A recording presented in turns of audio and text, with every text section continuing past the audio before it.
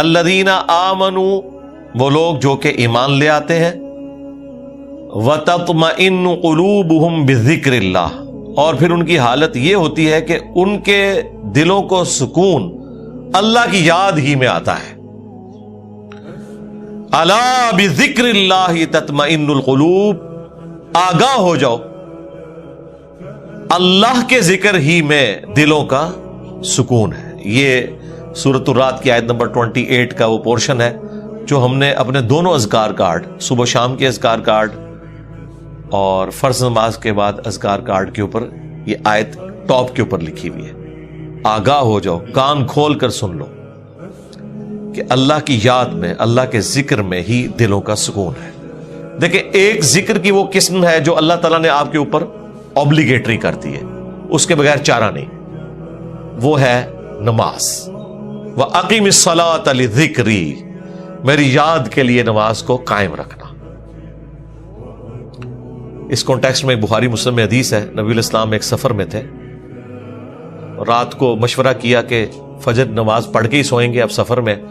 کچھ اصحاب نے کہا کہ نہیں یا رسول اللہ تھوڑا سا آرام کر لیتے ہیں، ایک آدھ بندے کی ڈیوٹی لگا دیں وہ ہمیں جگا دے گا۔ حضرت بلال کی ڈیوٹی لگائی گئی اور وہ اپنی سواری پہ مشرق کی طرف رخ کر کے بیٹھ گئے کہ جیسے ہی صبح صادق ہوگی، جو پو پھوٹتی ہے فجر کا وقت داخل ہوتے وقت، جو رات کے اینڈ ہونے کی نشانی ہوتی ہے، تو وہ باقیوں کو جگائیں گے، بس وہ بھی سو گئے۔ ہاں، جو قوالی لکھی ہوئی ہے اس میں تو سورج بھی نہیں نکلا تھا، لیکن یہاں سورج نکل آیا، کیونکہ یہ مسلم شریف میں لکھا ہوا ہے، وہ مولانا شریف میں لکھا ہوا ہے۔ بخاری میں تو تھوڑا سا حصہ ہے، مسلم میں پورا یہ واقعہ ہے۔ سب سے پہلے نبی الاسلام کی آنکھ کھلی اور سورج بلند ہو چکا ہے۔ آپ علیہ السلام نے کہا سب سے پہلے تو یہاں سے اٹھو نا، اس علاقے میں شیطان کا غلبہ ہے جس کی وجہ سے یہ سب کچھ ہوا، آگے چل کے پڑاؤ کرتے ہیں۔ آگے جا کے پڑاؤ کیا، نبی الاسلام نے اپنے مؤذن کو بلا کے پوچھا کہ بھئی تیری ڈیوٹی لگائی تھی، آگے دیکھیں اس نے اسٹریٹ فارورڈ جواب دیا، کوئی گستاخی نہیں۔ اس نے کہا یا رسول اللہ جس طرح آپ کو نیند آ گئی مجھے بھی آ گئی، ٹھیک ہے، ادھر تو بڑی گستاخی یہ شمار کیا جائے گا۔ تو نبی الاسلام نے کوئی نہیں ڈانٹا، بالکل نیچرل چیز ہے۔ اس زمانے میں اگر کوئی الارم ہوتا تو پھر ایسا ہوتا بھی نہ۔ یہ تو دیکھیں ہم کتنی سہولت میں ہیں، بھلے رات کو 12-1 بجے بھی سوئے نا تو الارم لگایا ہوتا ہے، یقین ہوتا ہے کہ اس الارم کی آواز میں اٹھ جائیں گے، ورنہ اگلے زمانوں میں جب الارم نہیں تھے تو لوگ تو پوری رات پتہ نہیں کتنی دفعہ کروٹ لیتے ہوں گے کہ کہیں فجر ہی نہ قضا ہو جائے۔ تو ہماری زندگی کتنی آسان ہو گئی ہے اس کی وجہ سے۔ پھر نبی الاسلام نے اذان دلوائی اور سورج بلند ہے، اور صحابہ اکرام کہتے ہیں فجر کی نماز آپ نے جماعت سے پڑھائی، سورج نکلی ہوئی حالت میں۔ سلام پھیرنے کے بعد آپ نے فرمایا کہ اگر کوئی شخص سویا رہ جائے یا بھول جائے تو جیسے ہی اسے یاد آئے، جیسے ہی اس کی آنکھ کھلے، وہ والی نماز پڑھ لے، اس کے لیے وہی اس نماز کا ٹائم ہے، اس کے لیے۔ اس کو روٹین نہیں بنانی، اور تسلی بھی یہ دے دی کہ ٹینشن بھی نہیں لینی، ٹھیک ہے اگر ایسا معاملہ ہو گیا اللہ معاف فرمانے والا ہے، جان بوجھ کے تو نہیں کیا، اور تمہاری وہ نماز قضا بھی نہیں ہوگی۔ ظاہر ہے کہا اس کے لیے اس کی نماز کا ٹائم وہی ہے، وہ قضا بھی نہیں ہوئی، ادا پڑھی ہے تو جماعت کرائی ہے نا، ورنہ سورج نکلی ہوئے فجر کی نماز کا ٹائم تو نہیں ہوتا۔ اور پھر آپ نے اینڈ پہ قرآن کی آیت تلاوت کی، سورہ طٰہٰ کی، وَأَقِمِ الصَّلَاةَ لِذِكْرِي، میری یاد کے لیے نماز کو قائم رکھنا۔ یعنی یہ نماز وہ چیز ہے جو اللہ کی یاد کو قائم رکھنے والی چیز ہے۔ یہ 5 ٹائم اللہ نے اس لیے مقرر کیے ہیں کہ اگر کوئی شخص کچھ بھی نہ کر سکے، ایٹ لیسٹ یہ 5 اوقات میں چاروں نہ چار میرے سامنے جھک جائے، اس کی حاضری لگ جائے گی۔ وہ یعنی جس طرح ایک بندہ فوجی پریڈ کرتا ہے، وہ چاہے بوجھل دل سے بھی کر رہا ہے، اس کی ڈیوٹی شمار ہو جائے گی۔ یہ نماز ڈیوٹی ہے۔ یہ شیطانی وسوسہ اپنے دماغ سے نکال دیں کہ اگر کسی کا نماز میں دل حاضر نہیں ہے تو اس کی نماز قبول نہیں ہے۔ نہیں، نماز کے فرائض میں آپ کہیں قرآن و حدیث میں نہیں دکھا سکتے کہ خشوع خضوع اس کا حصہ بنایا گیا ہو، کہ نماز کے اتنے فرائض ہیں ان میں سے خشوع خضوع بھی ایک ہے۔ نہیں، خشوع خضوع کبھی ڈسکس ہی نہیں ہوا اس حوالے سے۔ ترغیب کے لیے ضرور ہوا کہ اہل ایمان کی نشانی ہے کہ وہ توجہ سے نماز پڑھتے ہیں، یہ کہیں نہیں آیا کہ جو توجہ بٹ جائے اس کی نماز نہیں ہوتی، یہ کبھی نہیں ہوا۔ یہ ٹاپک ڈسکس نہیں کیا گیا اسی وجہ سے کہ اللہ کو پتا تھا کہ دماغ سوچتا ہے، خاص حد تک انسان کنٹرول کر سکتا ہے. ہاں باقی ارکان کے اوپر بات ہوئی کہ ہر رکعت میں 1 رکوع اور 2 سجدے ہیں. اگر یہ والی غلطی ہو جائے تو اینڈ پہ سجدہ صاف کر لینا ہے. لیکن کہیں پہ خشوع خضوع نہیں ڈسکس ہوا کہ اگر کسی کو خیال آیا تو وہ نماز ہی دوبارہ پڑھے یا وہ اینڈ پہ سجدہ صاف کرے. یہ بات ڈسکس نہیں کی گئی اسی وجہ سے کہ اللہ کو پتا تھا کہ یہ ایک ڈیوٹی ہے جو انسان نے پوری کرنی ہے. اور اس دھاگے کے ساتھ انسان پھر بندہ رہتا ہے جب, تو یہ 5 اوقات میں جب اللہ کے سامنے آتا ہے نا تو پھر وہ اللہ تعالیٰ سے اپنا دامن چھڑا نہیں سکتا.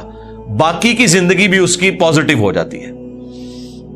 جو اللہ تعالیٰ فرمایا کہ نماز بے حیائی اور برے کاموں سے روکتی ہے اگر کنٹینیوسلی انسان پورے پروٹوکول کے ساتھ نماز کو پڑھتا رہے. تو میری یاد کے لیے نماز کو قائم رکھنا, یہ حدیث بخاری میں بھی ہے اور مسلم کے اندر بھی. یہ کتنی ڈھارس بنانے والی چیز ہے. تو یہ وہ ذکر کی فارم ہے جو اللہ تعالیٰ نے اوبلیگیٹری رکھ لی.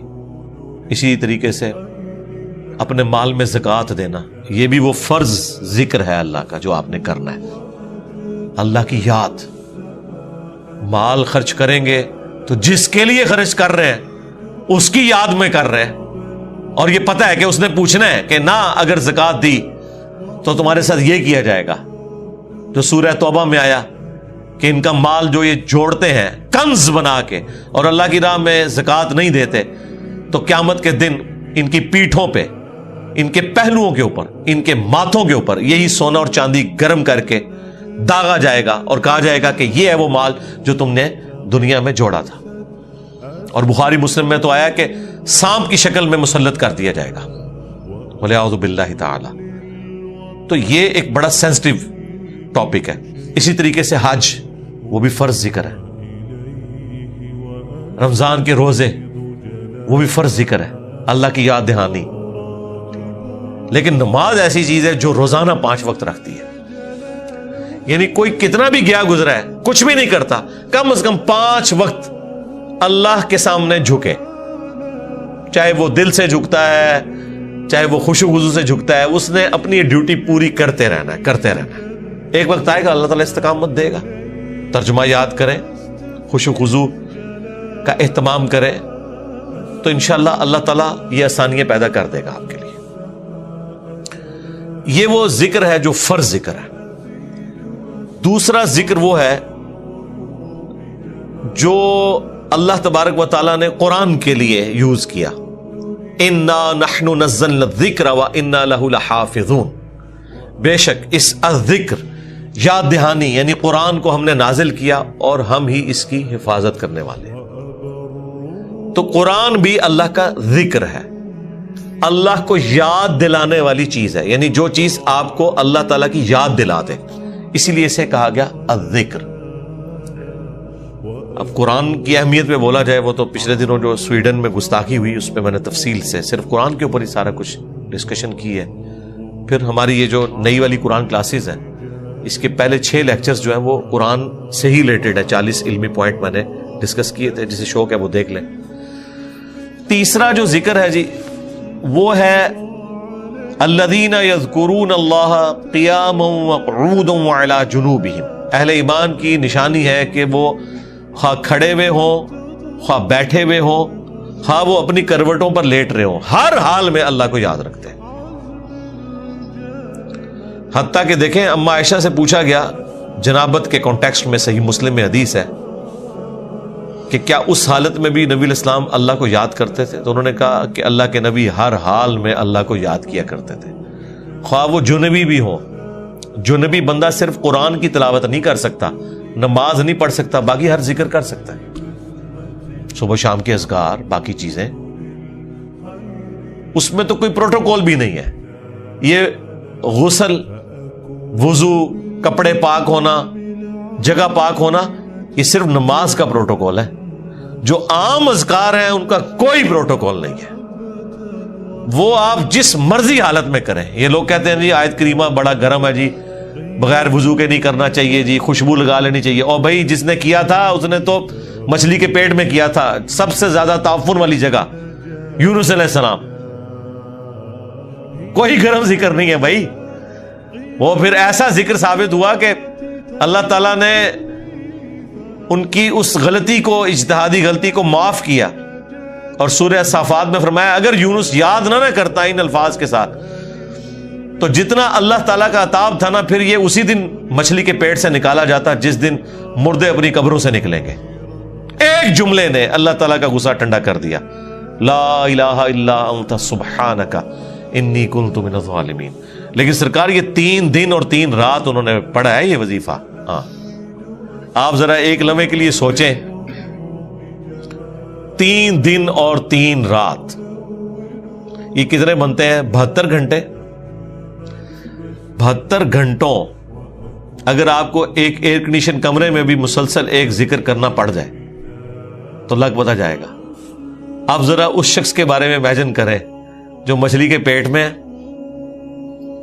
گپ اندھیرا ہے اور یہ بھی نہیں پتا کہ میں یہ کروں گا تو مجھے معافی بھی ملے گی کہ نہیں, اور وہ مسلسل ذکر کیے جا رہا ہے اور یہ بھی نہیں پتا کہ کتنا عرصہ میں نے یہ ذکر کرنا ہے, اور وہاں پہ بھی کسی کرسی میں نہیں بیٹھے ہوئے ہیں. مچھلی کے پیٹ کے اندر کیا حالت ہوگی, لیکن اللہ تعالیٰ نے ان کی دعا سن لی.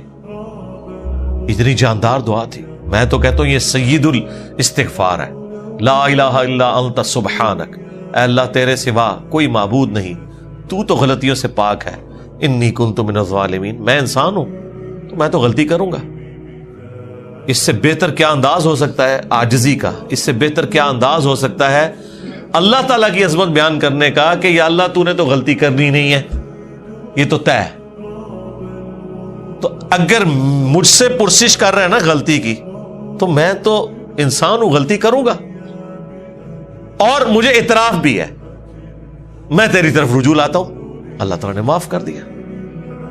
جامعہ ترمذی میں یہاں تک حدیث ہے کہ جو بھی یونس کی دعا کے ذریعے اللہ کی طرف متوجہ ہو, اللہ تعالیٰ اسے کبھی محروم نہیں لوٹاتا. اور یہ حصہ قرآن میں بھی ہے, وَكَذَلِكَ نُنْجِي الْمُؤْمِنِينَ, ہم مومنین کو بھی اسی طریقے سے نجات دیں گے. جب یہ دعا آئی نا سورہ الانبیاء میں, تو ساتھ یہ بھی ذکر آیا کہ انبیاء کی جو یہ دعائیں ہیں, خصوصاً یہ والی دعا یونس علیہ السلام کی, کوئی مومن بھی مانگے گا ہم اسے بھی نجات دیں گے. تو یہ جو دعائیں ہیں صبح و شام کے اذکار ہیں, جس کے اوپر میں نے پورا بلو کارڈ لکھ دیا, اور فرض نماز کے بعد اذکار ہیں, گرین کارڈ لکھ دیا. یہ فرض نماز کے بعد اذکار, یہ صبح و شام کے اذکار. تو ان اذکار میں وہ ساری دعائیں ہیں جو نبی علیہ السلام نے کی ہیں. یہ ہماری ویب سائٹ سے بھی ڈاؤن لوڈ کر سکتے ہیں آپ, اس کی ایپ بھی بنی ہوئی ہے, PDF فارم میں بھی ہے. تو یہ اذکار کریں, صبح و شام کی دعائیں, اذکار, مختلف اوقات کی دعائیں, ٹوائلٹ میں جاتے وقت کی دعا, باہر نکلنے کی دعا, صبح اٹھتے وقت کی دعا, اور رات کو سونے سے پہلے دعائیں. یہ مختلف اوقات کی جو دعائیں ہیں, یہ وہ ساری دعائیں ہیں جو آپ نے اٹھتے بیٹھتے چلتے پھرتے کرنی ہے. درود شریف بھی, درود شریف اللہ کی عبادت ہے کیونکہ یہ دعا ہے, اور دعا جتنی بھی ہے وہ اللہ سے کی جاتی ہیں, اور ہر دعا عبادت ہے. الدعاء هو العبادہ, یہ حدیث ہے سنن نسائی کے اندر, ترمذی کے اندر. اور نبی علیہ السلام نے حدیث کے اوپر اکتفا نہیں کیا, اس کے بعد آپ نے آیت پڑھی, ادعونی استجب لکم, اے میرے بندو مجھ سے مانگو میں تمہاری دعا کو قبول کروں گا. ان الذین یستکبرون عن عبادتی, بے شک جو لوگ میری عبادت سے تکبر کریں گے, یعنی مجھ سے دعا کرنے میں کنجوسی اختیار کریں گے, میں انہیں ذلیل و خوار کر کے جہنم میں داخل کروں گا. والعیاذ باللہ تعالی. حضور نے سورۃ المومن کی آیت نمبر 60 پڑھی, اسے سورہ غافر بھی کہتے ہیں, اس بات کے ثبوت میں کہ دعا کرنا عبادت ہے. تو جتنی دعائیں ہیں یہ عبادت ہے, اور یہ اللہ تعالیٰ کا وہ ذکر ہے, خواہ وہ درود شریف ہو, خواہ صبح شام کے اذکار ہو, یا مختلف اوقات کی دعائیں ہوں, یہ اللہ تعالیٰ کے وہ ذکر کی شکلیں ہیں جس کا کوئی پروٹوکول نہیں. کوئی جنبی ہے, کوئی بے وضو ہے, کپڑے بھی ناپاک ہیں, جس جگہ پہ ہیں وہ جگہ بھی ناپاک ہے, کوئی فرق نہیں پڑتا اس سے. یہ ذکر آپ کر سکتے ہیں. مولا علی کا قول ہے جامعہ ترمذی میں, سنن ابی داؤد کے اندر, کہ نبی علیہ السلام کو حالت جنابت کے علاوہ کوئی اور حالت قرآن پڑھنے سے مانے نہیں ہوتی تھی. یعنی قرآن آپ نہیں پڑھ سکتے جنبی ہو, بغیر وضو کے قرآن بھی پڑھا جا سکتا ہے لیکن جنبی شخص نہیں پڑھ سکتا. لیکن جو اذکار ہے نا وہ اٹھتے بیٹھتے چلتے پھرتے، بھئی اما عائشہ سلام اللہ علیہا اس سے زیادہ کیا بات کرتی. جب جنابت کے کانٹیکسٹ میں ان سے پوچھا گیا تو انہوں نے کہا اللہ کے نبی تو ہر حال میں اللہ کو یاد کرتے تھے، خواہ وہ جنبی ہو یا نہ ہو. اور غسل جنابت فوراً کرنا کوئی ضروری بھی نہیں ہوتا، اللہ تعالیٰ نے چھوٹ دی ہوئی ہے، بس نماز قضا نہ ہو. نبی علیہ السلام کبھی غسل جنابت رات کو کر لیتے تھے اور کبھی آخری پہر اٹھ کے کرتے تھے. تو غسل جنابت ڈیلے بھی کوئی شخص کر سکتا ہے. فجر پڑھ کے اگر کسی کے اوپر غسل فرض ہو گیا تو وہ زور سے پہلے کسی بھی وقت غسل کر کے زور کی نماز، بس وہ قضا نہیں ہونی چاہیے. تو اس دوران بھی اللہ کو تو آپ نے یاد کرنا ہے. ایون ٹوائلٹ میں غسل کرنے جب جانا ہے تو اللہ ہی کو یاد کر کے جانا ہے نا. اللہم انی اعوذ بک من الخبث والخبائث، جو بخاری میں دعا ہے، اے اللہ میں شریر جنوں اور جنیوں سے تیری پناہ میں آتا ہوں. یہ دعا جو آپ مانگ کے ٹوائلٹ میں جاتے ہیں تو جنبی شخص نے بھی یہی دعا مانگ کے جانی ہے نا. باقی بھی جو مختلف اذکار ہیں وہ آپ نے لازمی کرنے ہیں، اس میں کوئی سستی والا پہلو نہیں ہونا چاہیے. ہاں قرآن پاک سے متعلق جو چیزیں وہ آپ نہ کریں. تو یہ ذکر کی 3 اقسام. نمبر 1 وَأَقِمِ الصَّلَاةَ لِذِكْرِي، میری یاد کے لیے نماز کو قائم رکھنا. اور جتنے بھی فرائض ہیں، خواہ وہ حج کی شکل میں ہو، زکوٰۃ کی شکل میں ہو، رمضان کے روزے ہوں، وہ سب کے سب اللہ کا ذکر ہے. رزق حلال کمانا بھی، یہ بھی اللہ کا ذکر ہے. اللہ کے نیک بندوں کے واقعات جو قرآن و سنت میں رپورٹ ہوئے انہیں بیان کرنا بھی اللہ کا ذکر ہے. انبیاء کرام کے واقعات کو بیان کرنا بھی اللہ کا ذکر ہے. تو سب سے بڑا ذکر نماز، اس کے بعد قرآن تو بلکہ اپنے سٹیٹس میں دیکھا جائے تو وہ سب سے بڑا اللہ کا ذکر ہے، اللہ کی یاد دہانی والی چیز. لہذا قرآن کی تلاوت، قرآن کے احکامات کی پیروی کرنا، یہ سب کچھ اللہ کا ذکر ہے. اور تیسرے نمبر کے اوپر صبح و شام کے اذکار، مختلف اوقات کی دعائیں، درود شریف، یہ بھی اللہ تعالیٰ کا ذکر ہے. تو یہ 3 ہی اقسام ہیں ذکر کی جن کے اوپر ہمیشگی انسان کو کرنی چاہیے. اور کچھ چیزیں تو اللہ تعالیٰ نے فرض کے طور پہ کر دی ہیں، جیسے نماز ہے اور باقی فرائض ہیں، اس کے بغیر آپ کا چھٹکارا نہیں ہے.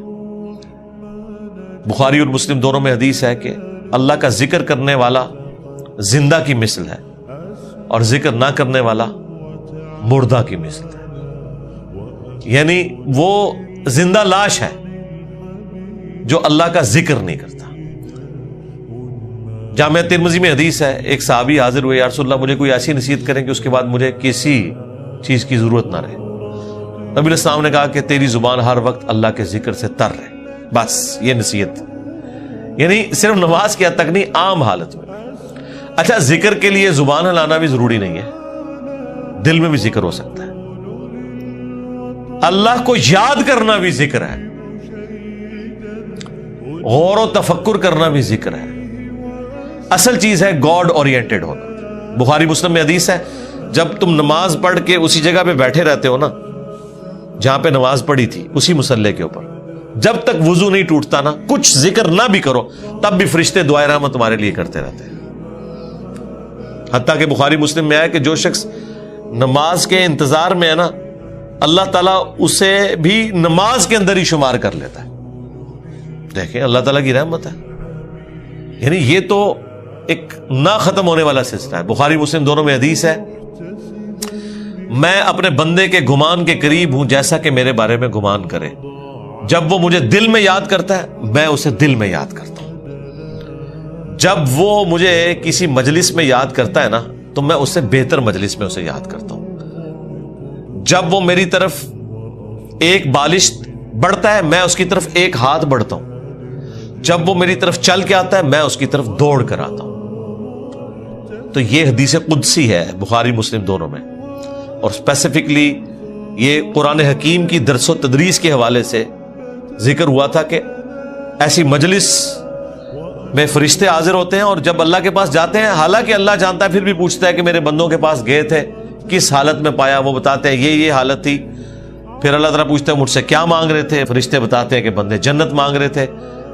اللہ تعالیٰ پوچھتا ہے کیا جنت دیکھی انہوں نے؟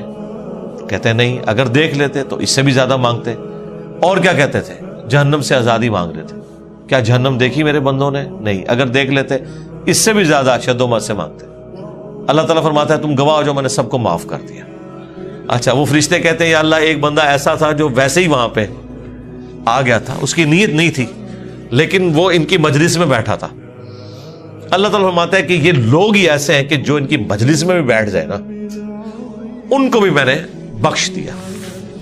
وہ جو کہہ رہے ہوتے ہیں نا غوث پاک کے درس میں بھی اگر کوئی بیٹھ گیا, کہانیوں میں نہیں میرے بھائی, درس قرآن میں, وہ چاہے غوث پاک دے رہے ہو یا کوئی انجینئر پاک دے رہے ہو یا کوئی ڈاکٹر پاک دے رہے ہو, اگر اخلاص کے ساتھ کوئی اللہ کا ذکر کر رہا ہے, خالص توحید بتا رہا ہے, قرآن و سنت کی تعلیمات بتا رہا ہے, اس کی مجلس میں بیٹھنے والے کے لیے جنت کا راستہ آسان ہو جائے گا. وہ تو حدیث ہے صحیح مسلم کے اندر کہ جو علم کے راستے پہ چلتا ہے اللہ تعالیٰ جنت کا راستہ اس کے لیے آسان کر دیتا ہے. یہ تو بالکل اسٹیبلش چیز ہے. تو یہ ذکر ایسا معاملہ ہے کہ کوئی دل میں بھی یاد کرتا ہے نا, اللہ اس کو پھر دل میں یاد کرتا ہے. فَاذْكُرُونِي أَذْكُرْكُمْ, یہ تو قرآن میں سورۃ البقرہ میں ہے, اے میرے بندے مجھے یاد کر میں تیرا ذکر کروں گا اور اس سے بہتر مجلس میں کروں گا, فرشتوں کی مجلس میں کروں گا. اور انسان کی کتنی خوش نصیبی ہے کہ انسان اللہ کو یاد کرے, اللہ تعالیٰ اس کے رسپانس میں اسے یاد کرتا ہے. انسان کا اللہ کو یاد کرنا یہ چھوٹی چیز ہے, اللہ کا اپنے بندے کو یاد کرنا یہ بڑی چیز ہے.